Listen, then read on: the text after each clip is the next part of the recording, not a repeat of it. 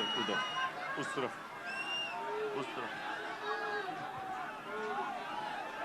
بسم اللہ الرحمن الرحیم ایاک نعبد و ایاک نستعین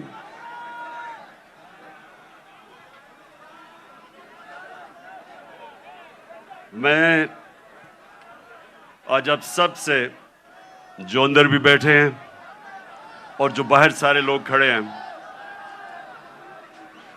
بیٹھ جاؤ تاکہ وہ دیکھ سکیں. بیٹھ جاؤ نا وہ دیکھ سکیں. کہنے صاحب بیٹھ جاؤ وہ دیکھ سکیں.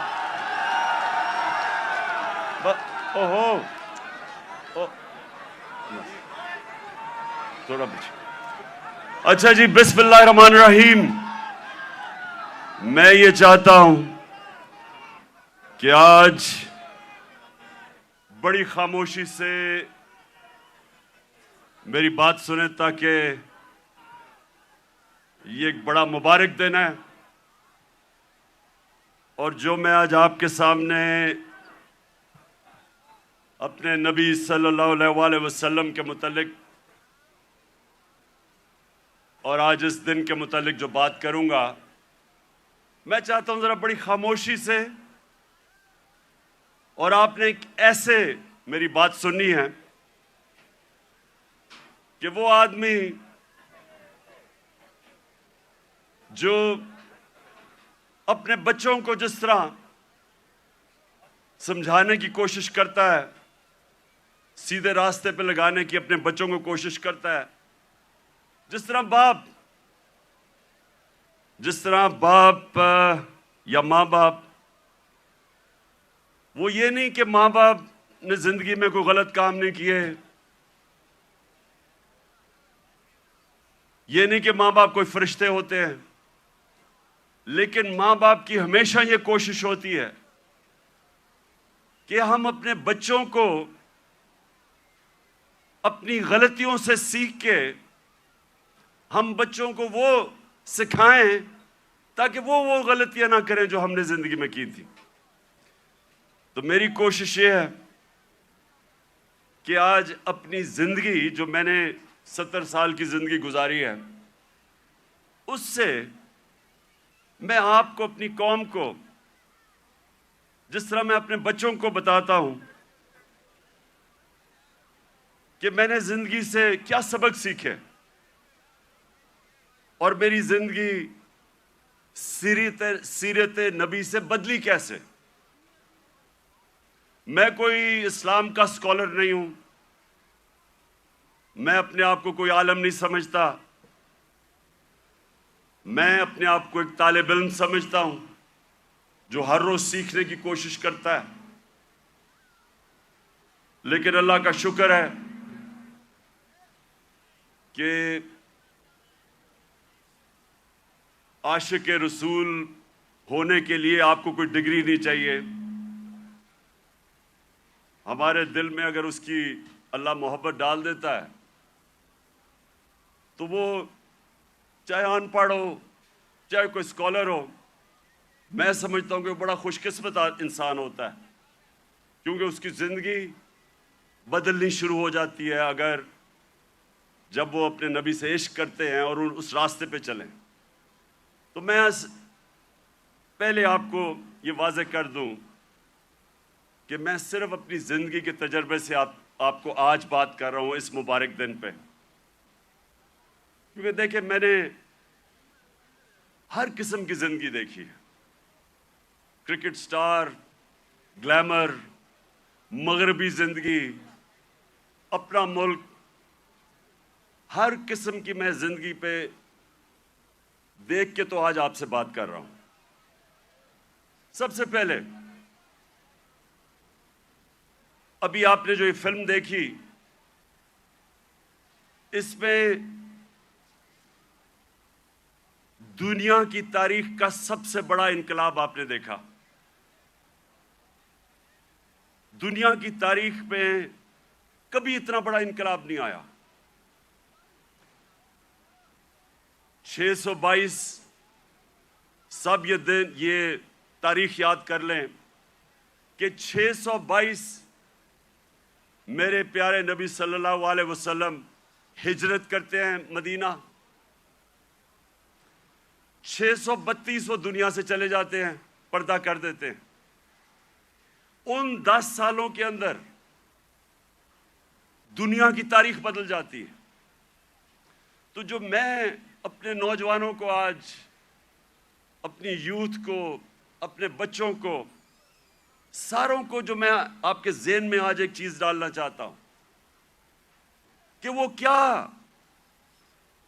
کیا تبدیلی آئی ان لوگوں میں جو ابھی آپ نے فلم میں پہلے دیکھا کہ جن کی کوئی حیثیت نہیں تھی، جہالت تھی۔ 2 سپر پاورز، ایک مغرب میں اور ایک مشرق میں، کوئی بھی حیثیت ان لوگوں کی نہیں تھی۔ 10 سالوں میں یہ قوم بدلی اور انہوں نے دنیا کی امامت کی، جو آپ نے بعد میں دیکھا کہ ساری دنیا میں چھا گئے۔ تو وہ کیا چیز تھی؟ وہ ہمارے نبی صلی اللہ علیہ وسلم نے کس طرح ان لوگوں کو تبدیل کیا، کیسے ان کے کیریکٹر بدل گئے، کیسے لیڈرز بن گئے سب۔ مجھے افسوس سے کہنا پڑتا ہے کہ نہ ہمارے ملک میں، جو واحد ملک اسلام کے نام پہ بنا تھا، نہ ہی مسلمان دنیا پہ اس پہ کام ہو رہا ہے۔ ہمارے نوجوانوں کو، بچوں کو اسکولوں میں پتہ چلنا چاہیے کہ انہوں نے کیسے انسانوں کو تبدیل کیا۔ قرآن میں اللہ کہتا ہے، میں کبھی کسی قوم کی حالت نہیں بدلتا جب تک وہ قوم خود اپنی حالت بدلنے کی کوشش نہیں کرتی۔ وہ قوم کی حالت بدل گئی کیونکہ لوگوں نے اپنے آپ کو بدل لیا اور لیڈرز بن گئے۔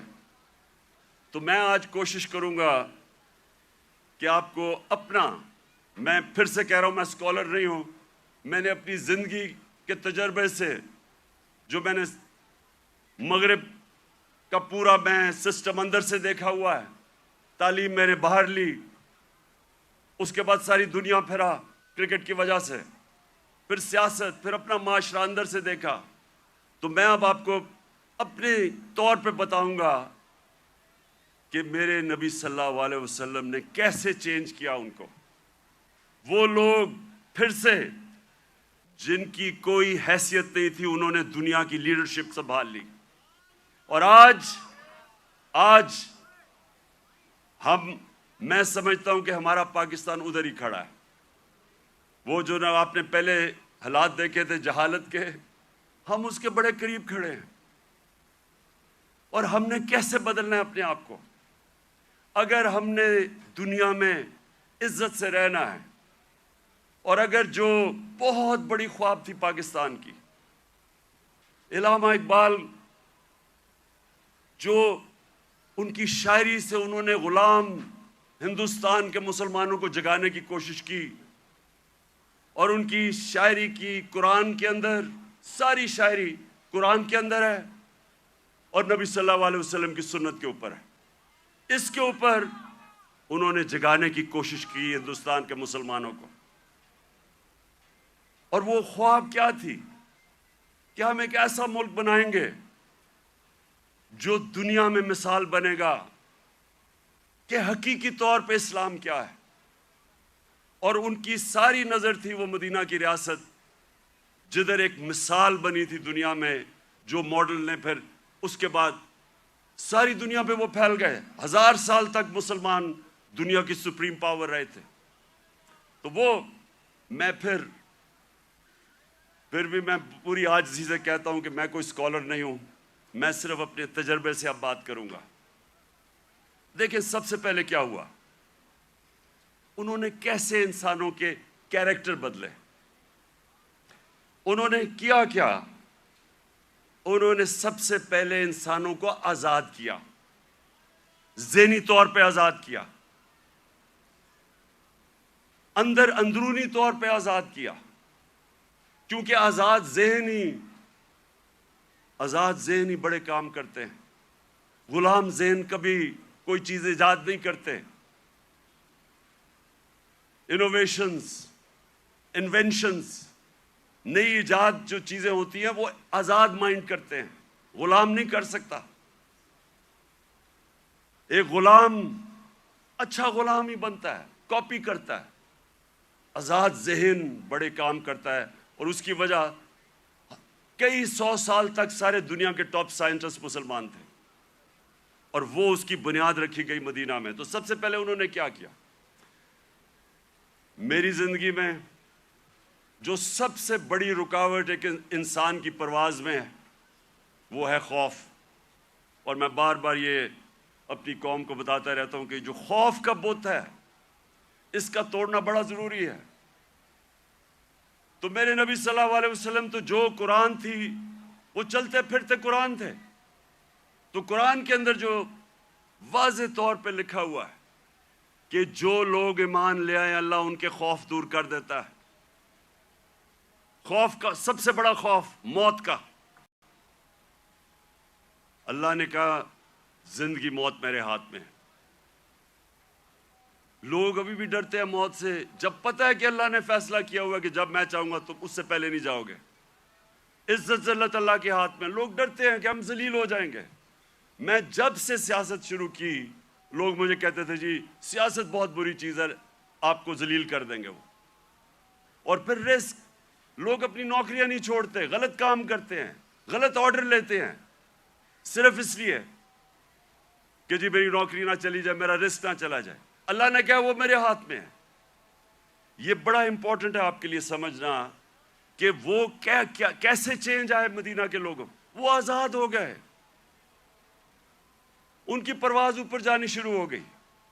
میں اپنی زندگی سے آپ کو بتاؤں، جیسے جیسے اللہ نے، اور جو اس کا سب سے بڑا تحفہ ہے ایمان کا، جیسے جیسے میں نے نبی صلی اللہ علیہ وسلم کی زندگی کو پڑھنا شروع کیا، سیرت نبی کو سمجھنا شروع کیا، تو یہ آہستہ آہستہ میرے بت ٹوٹتے گئے.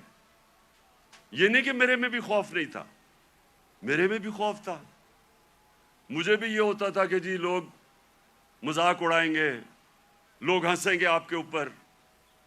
مجھے بھی میں تو بلکہ زیادہ، مجھے بچپن میں بہت ہی شرم آتا تھا، تقریر ہی نہیں ہوتی تھی لوگوں کے سامنے. تو مجھے ہمیشہ خوف ہوتا تھا کہ اچھا جی لوگ مذاق اڑائیں گے. جیسے جیسے ایمان آتا گیا، میں نے نبی کی سیرت سمجھتا گیا، آہستہ آہستہ یہ بت ٹوٹتے گئے. پہلا بت جو میرا ٹوٹا وہ یہ کہ یہ جی آپ ذلیل ہو جائیں گے، آپ کو اگر پولیٹکس میں آئیں گے آپ ذلیل ہو جائیں گے. یہ جو بت ہے یہ میں آپ سب کو آج بتا رہا ہوں، یہ اس لیے کہ ہماری ایمان کمزور ہوتا ہے. آج جتنا مجھے، جب سے میں سیاست میں آیا ہوں، جتنا مجھے برا بھلا کہا گیا، اگر مجھے ذلت کا ڈر ہوتا تو میں بڑی پہلے چھوڑ کے چلا گیا ہوتا. جس طرح کے میرے اوپر ذاتی اٹیکس، ہر قسم کے میرے اوپر، جس طرح کی انہوں نے گندگی میرے اوپر پھینکی ہے 20 سالوں میں، 26 سالوں میں، کسی اور سیاستدان پہ نہیں پھینکی. فیملی کو نہیں چھوڑا، گھر کی خواتین، کسی کو نہیں چھوڑا انہوں نے. لیکن کیا یہ اب آپ کے سامنے ہے، میں اپنی ساری قوم کے سامنے کہہ رہا ہوں، کیا مجھے انہوں نے ذلیل کرنے میں کامیاب ہو گئے؟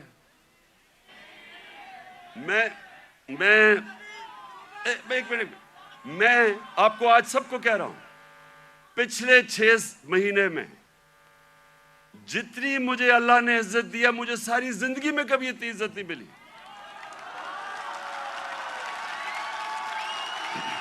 تو اس کا تو میں آپ کے سامنے ہوں. سنیں غور سے سنیں. یہ جلسہ نہیں ہے، یہ غور سے سنیں، کیونکہ میں نے آج آپ کو اپنی زندگی سے سمجھا رہا ہوں کہ اگر انسان کے ہاتھ میں ذلت ہوتی تو آج میں بڑا ذلیل ہو چکا ہوتا. میڈیا یہ کنٹرول کرتے ہیں، میڈیا کو پیسے یہ دیتے ہیں، لفافے دیتے ہیں. مجھے تو ذلیل ہو جانا چاہیے تھا. میں اس لیے اپنی قوم کو کہہ رہا ہوں کہ کبھی اپنے یہ جو بت ہے کہ جی مجھے کوئی ذلیل کر دے گا، یہ یاد رکھے اللہ نے اپنے ہاتھ میں رکھی ہوئی عزت اور ذلت. دوسری چیز موت کا ڈر.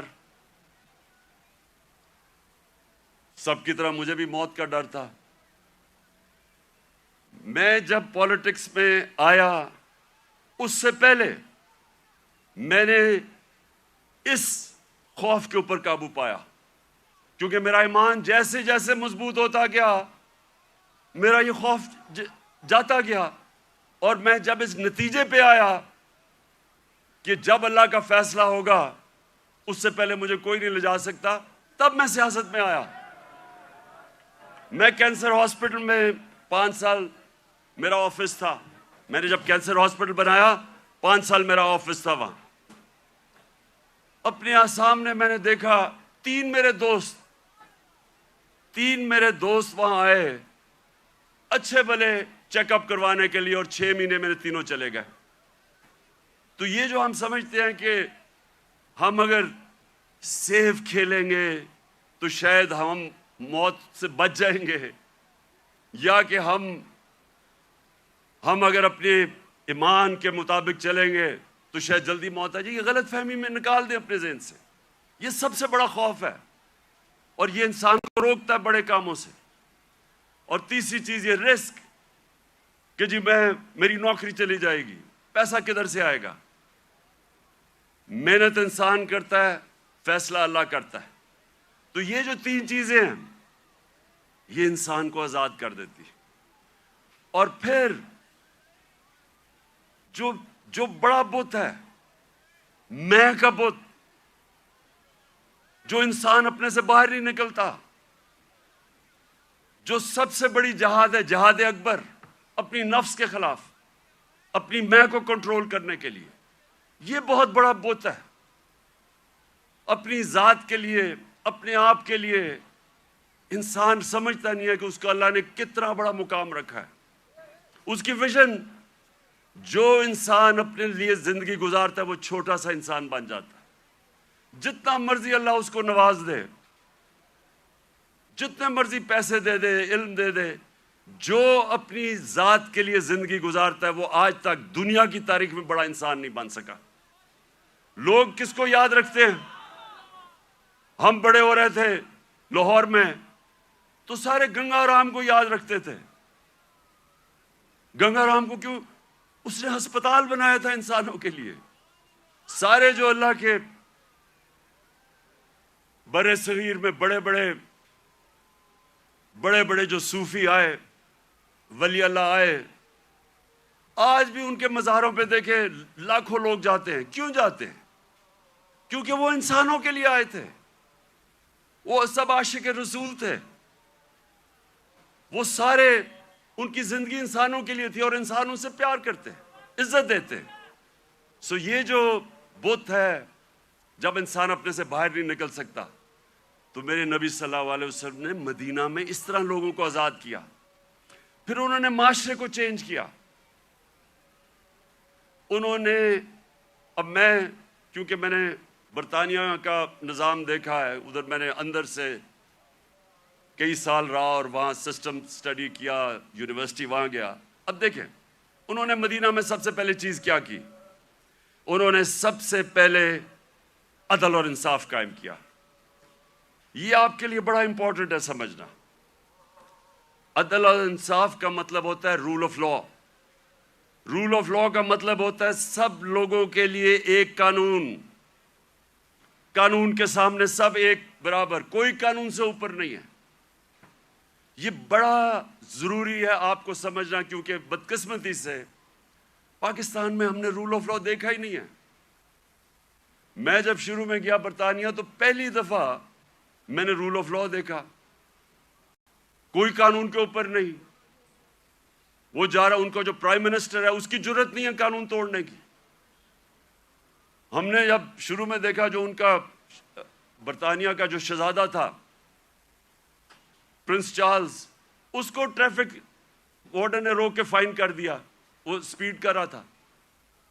وہاں کوئی قانون سے اوپر نہیں تھا۔ ابھی آپ نے دیکھا کہ برطانیہ کا پرائم منسٹر جو کہ باہری اکثریت سے جیتا تھا، اس کو صرف نکال دیا گیا اس وجہ سے کہ انہوں نے کہا کہ اس نے جو لوگوں کے لیے قانون بنایا تھا سوشل ڈسٹنسنگ کا کرونا کے دوران، اس نے اس کے اوپر عمل نہیں کیا، اس پہ نکال دیا۔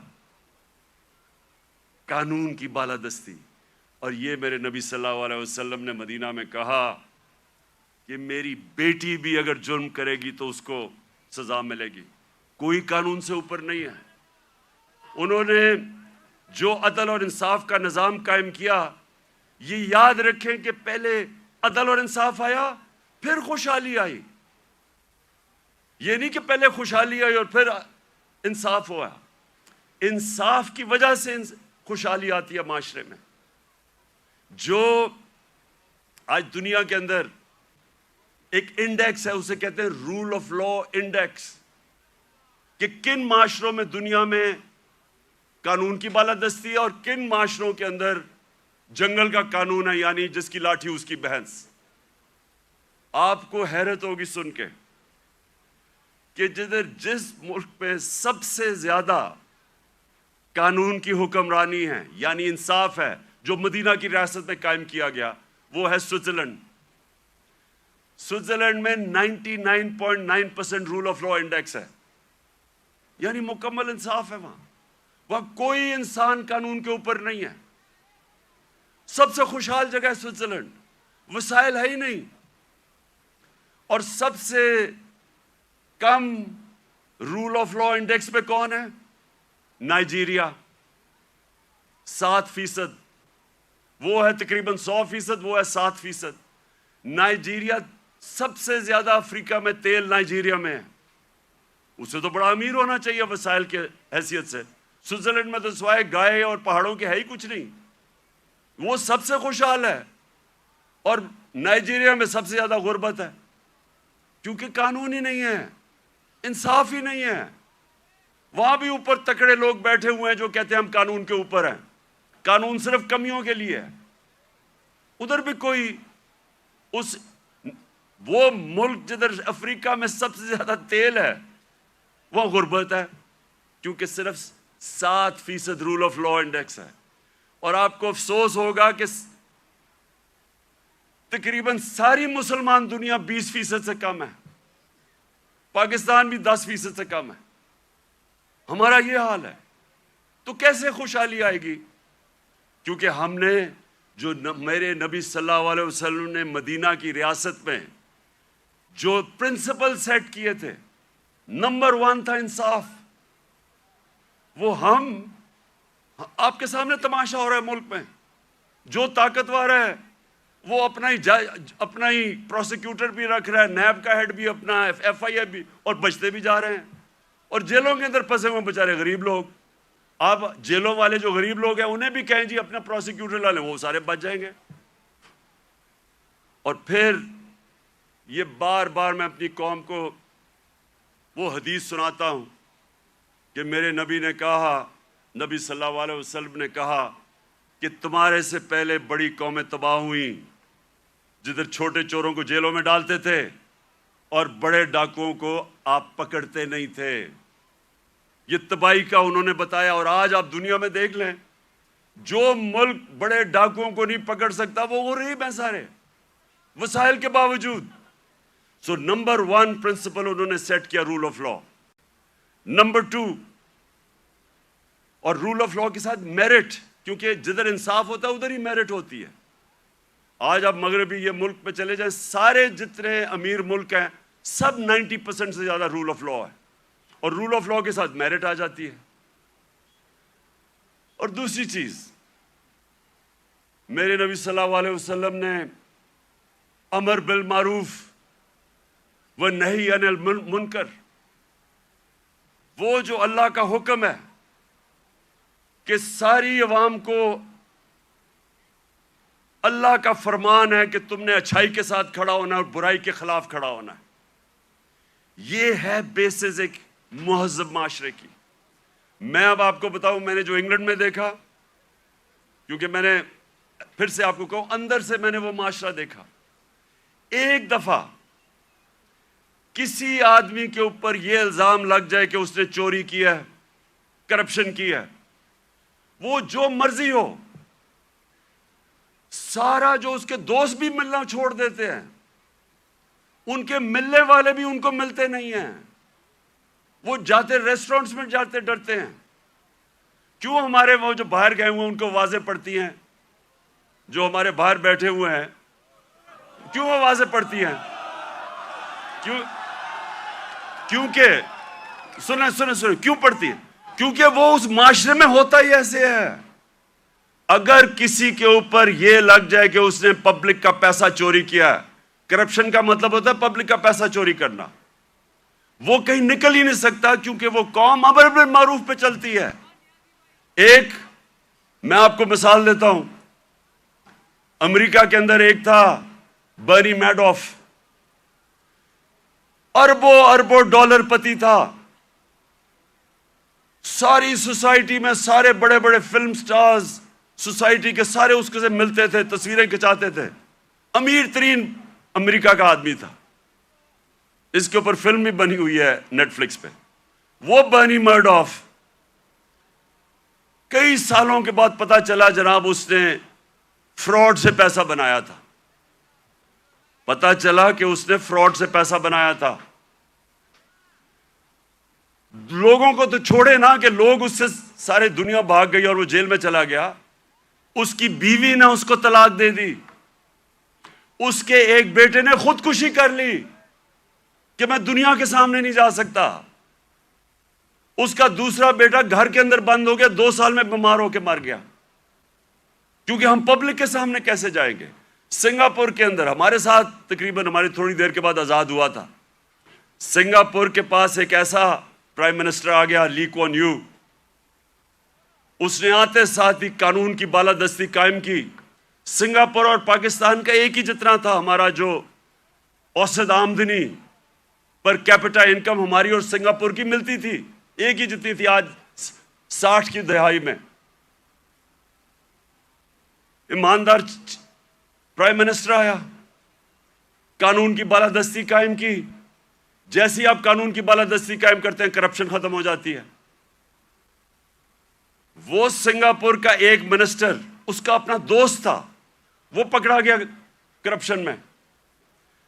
اس دوست کو، وہ پرائم منسٹر کا دوست تھا، جیسے ہی وہ پکڑا گیا اسے پتا تھا کہ میں بچ نہیں سکتا، حالانکہ میں پرائم منسٹر کا دوست ہوں. اس نے خودکشی کر لی کہ اب میں معاشرے میں کیسے جاؤں گا، کیونکہ معاشرے میں امر بالمعروف ہے. عوام کھڑی ہو جاتی ہے اچھائی کے ساتھ. وہی سنگاپور. اب یہ سوچیں، ہم اور سنگاپور ایک ہی جگہ تھے 60 کی دہائی میں. آج وہ ہمارا کتنا پر کیپٹا انکم ہے، اوسط آمدنی آج پاکستان میرے خیال میں $2,500 ہو گیا، 3,000 مجھے ابھی پورا ایگزیکٹ نہیں پتا. سنگاپور میں $60,000 پر کیپٹا انکم ہے، اوسط آمدنی. تو پہلے انصاف اور اس کے بعد خوشحالی اور معاشرے کی ذمہ داری ڈال دی میرے نبی صلی اللہ علیہ وسلم نے امر بالمعروف پہ. تیسری چیز، انہوں نے اپنے معاشرے کے اندر مدینہ کی ریاست میں کیا کیا؟ تعلیم کی ایمرجنسی لگا دی. جنگ بدر کے بعد جو قیدی مکہ کے قیدی تھے ان کو واپس کے پیسے لے سکتے تھے، کیونکہ مسلمان تو غریب تھے تب. بلکہ جنگ بدر میں نے اتنا بھی پڑھ رہا تھا کہ کئی لوگوں کے پاس تلواریں بھی نہیں تھے، ڈنڈوں سے لڑے ہیں. تو وہ تو قیدیوں کو واپس کر کے پیسے لے سکتے تھے، ہتھیار خرید سکتے تھے. دنیا کے عظیم لیڈر نے کہا نہیں، جو 10 مسلمانوں کو پڑھا لکھا دے گا اس کو ہم آزاد کر دیں گے. تعلیم کے اوپر زور دیا. چائنا بھی جانا پڑے تعلیم حاصل کرنے کے لیے تو جاؤ. جب سے تم پیدا ہوتے ہو اور جب تک قبر میں نہیں جاتے علم حاصل کرو. اس لیے صدیوں تک ٹاپ سائنسدان مسلمان تھے. تعلیم کے بغیر معاشرہ اوپر نہیں جاتا. اور ہمارا اب پھر سے حال دیکھ لیں، کتنا زور لگایا تعلیم. کتنا شرم کی بات ہے کہ 75 سال انڈیپینڈنس پہلی دفعہ ہم نے کوشش کی تھی کہ کم از کم تعلیم کا نظام میں انصاف کریں. نہیں تو امیر کے لیے تھوڑے سے 8 لاکھ امیروں کے لیے انگلش میڈیم، باقیوں کے لیے اردو میڈیم. وہ بیچارے پڑھ کے بھی اوپر نہیں آ سکتے تھے. ایک تعلیمی نظام جو غریب کو غریب کرتا تھا، جو ملک میں नाइंसाफी फैलाता था। وہ ہم نے کوشش کی، پتہ نہیں اب اس حکومت نے وہ ختم کر دیا ہوگا کہ ایک ہی نصاب 5 کلاس تک اور اوپر تک لے کے جا رہے تھے. لیکن تعلیم، یہ تیسری چیز میرے نبی صلی اللہ علیہ وسلم نے مدینہ میں کہا، تعلیم کے اوپر انہوں نے زور دیا، جس کی وجہ سے مسلمان اوپر گیا. اور پھر فلاحی ریاست، انسانیت کا نظام، دنیا کی تاریخ میں پہلی دفعہ انہوں نے ایک فلاحی ریاست بنائی. اور یقین کریں مجھے پتہ ہی نہیں تھا فلاحی ریاست کیا ہوتی ہے جب تک میں برطانیہ نہیں گیا. میں جب پہلی دفعہ برطانیہ گیا میں نے پہلی دفعہ فلاحی ریاست دیکھی، کسی مسلمان ملک میں نہیں دیکھی. جو انہوں نے مدینہ کی ریاست میں پہلی دفعہ انسانیت کا نظام لے کے آئے تھے کہ کوئی کمزور آدمی، اس کی ریاست نے ذمہ داری لی تھی. غریبوں کی،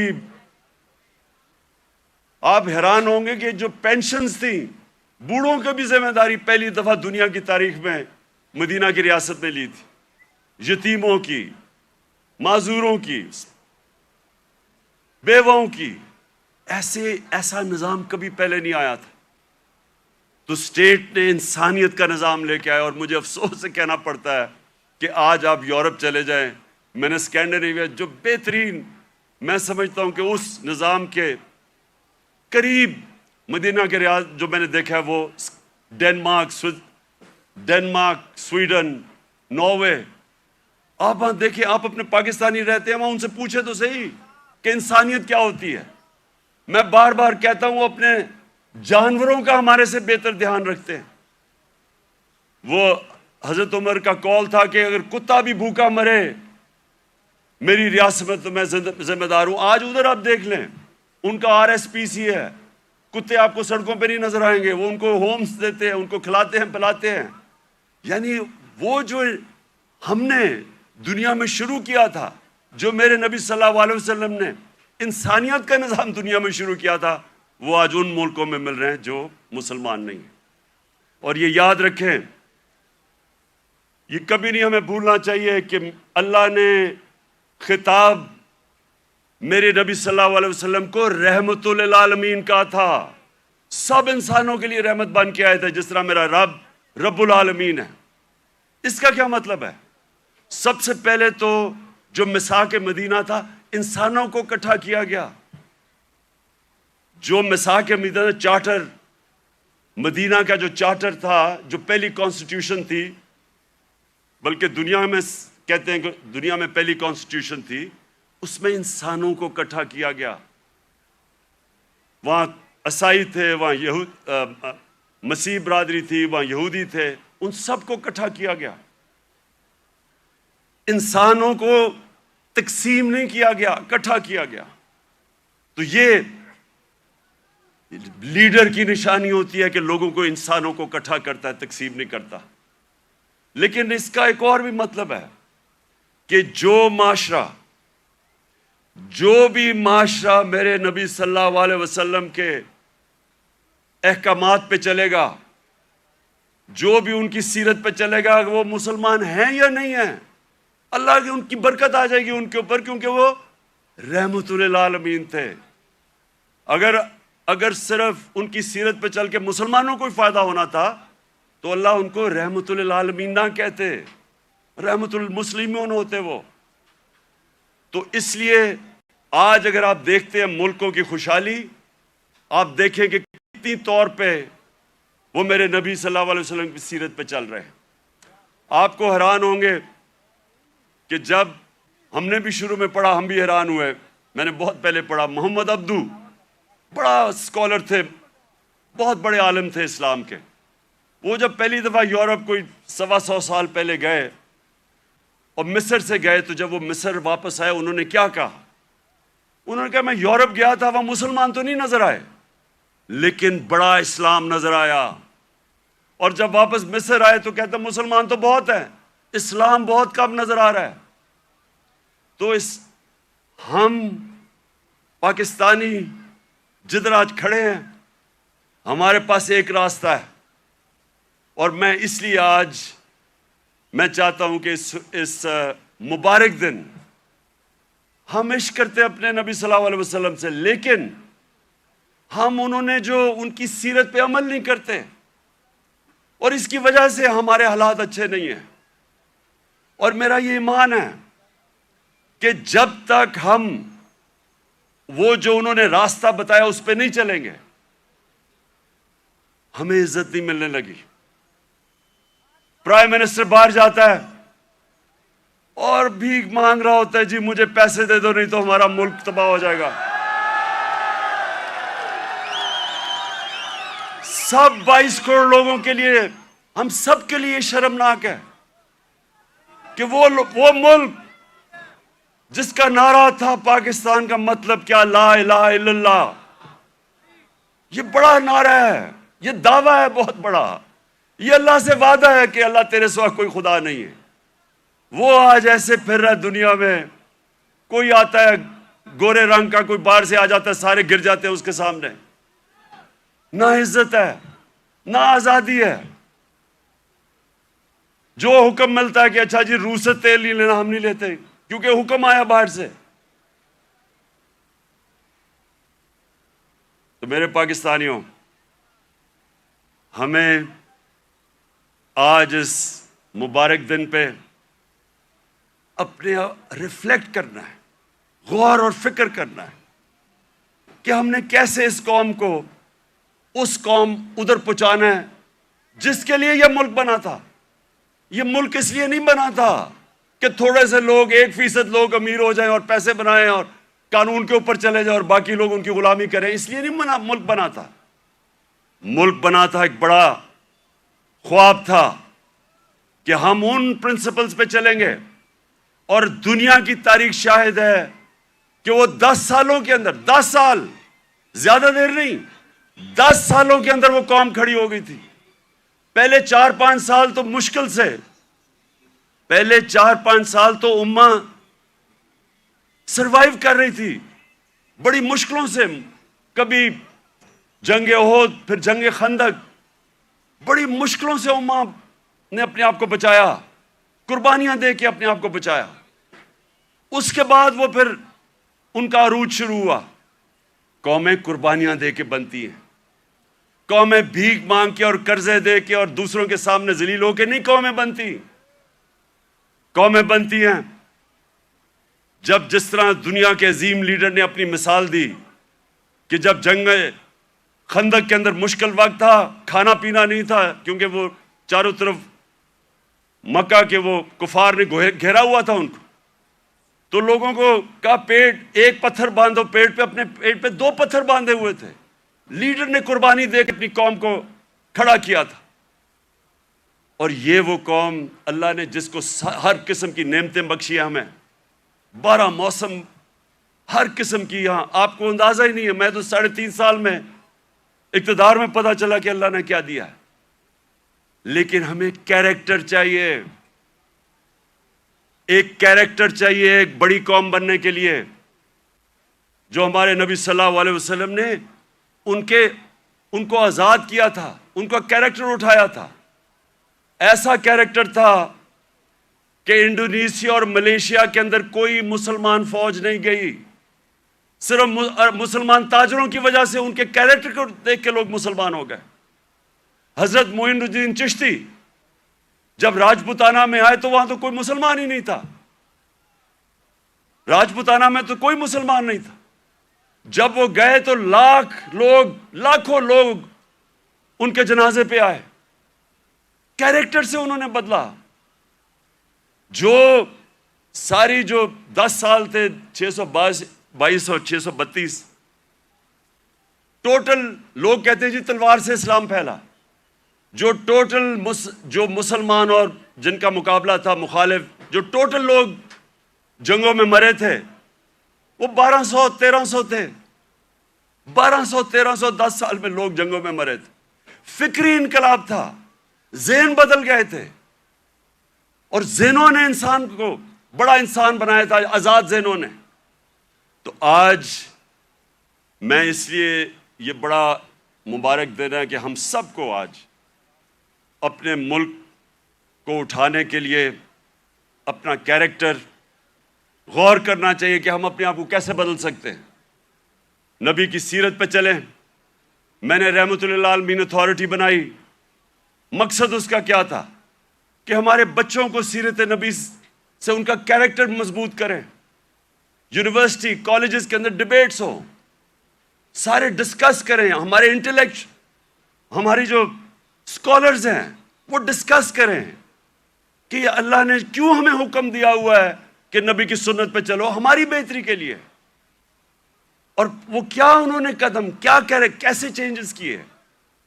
ایک ایسے اتنی دنیا میں اتنے تھوڑے وقت, دنیا کی تاریخ میں اتنے تھوڑے وقت کبھی اتنے گریٹ لوگ نہیں آئے. ہر انسان کوئی نہ کچھ بن گیا. اگر یہ مغرب میں ہوتے آج یہ فنومنا تو ایک کے اوپر کتابیں لکھی جا رہی ہوتی. حضرت خالد بن ولید پہ کتابیں لکھی جا رہی ہوتی, ان کے اوپر ریسرچ ہوتی کہ وہ کیا تھا, کبھی وہ جنگ ہی نہیں ہارے, اور ہر کوئی جنرل بن گیا. حضرت بلال 2 کیمپینز میں وہ لیڈ کر کے گئے, ایک غلام ایک جنرل بن گیا. اس کے اوپر کبھی کام نہیں کیا, ہمارے اسکالرز نے نہیں کام کیا.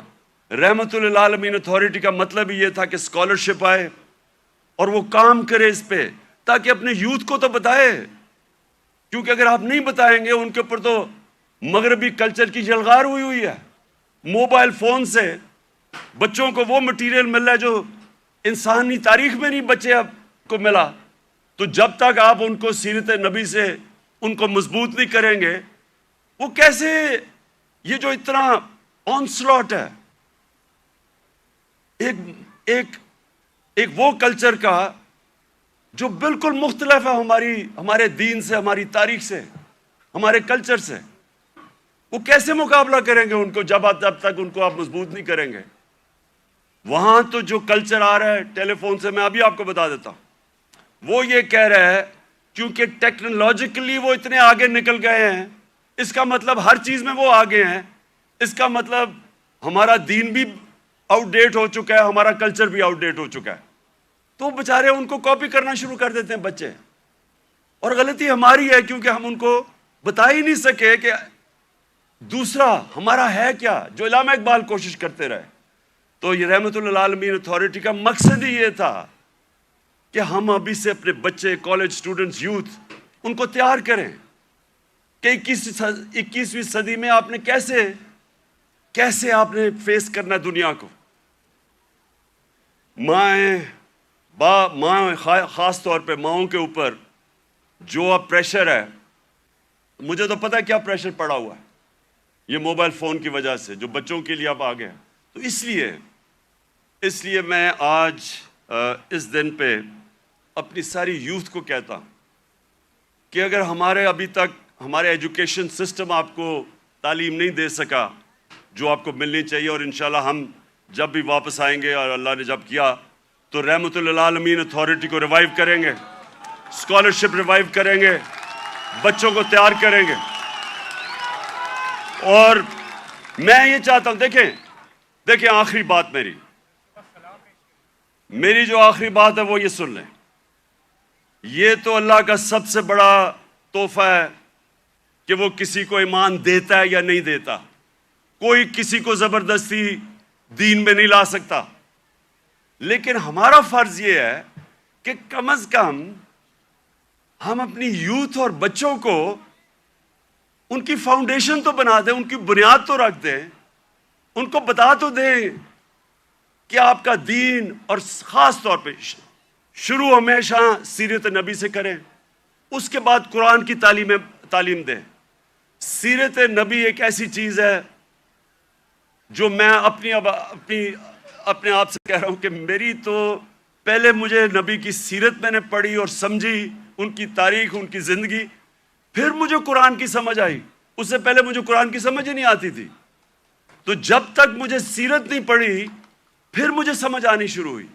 تو دونوں پڑھانی چاہیے, لیکن ابھی سے ہی ہمیں میں اپنے یوتھ کو اب کہتا ہوں کہ کتابیں پڑھیں, نبی صلی اللہ علیہ وسلم کی زندگی پڑھیں, سمجھیں کہ وہ دنیا میں کیا ہوا تھا. کبھی دنیا کی تاریخ میں ایسا فنومنا نہیں آیا, اور اس کے بعد جو پھر اللہ آپ کو ہدایت کرتا ہے نہیں وہ آپ کی قسمت ہے، لیکن کم از کم اس سے آپ تیار ہو جائیں گے دنیا 21ویں صدی کا مقابلہ کرنے کے لیے.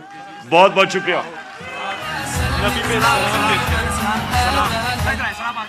سلام. اب ہم سب مل کے سلام پیش کریں گے.